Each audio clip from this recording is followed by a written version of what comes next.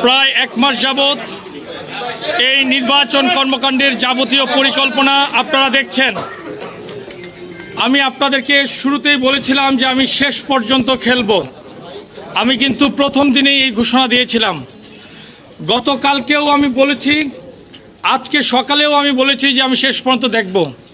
সেই সঙ্গে আমি এটাও কিন্তু বলেছি, বারবার বলেছি, ক্যাটাগরি 1 এবং 2-এ যেভাবে নির্বাচন হয়েছে তা কখনোই গ্রহণযোগ্য নয়। নির্বাচন শুধুমাত্র নির্বাচনের দিন আপনারা যে ব্যালট পেপার দেখেন সেটা নির্বাচনের রায় কিন্তু নয়।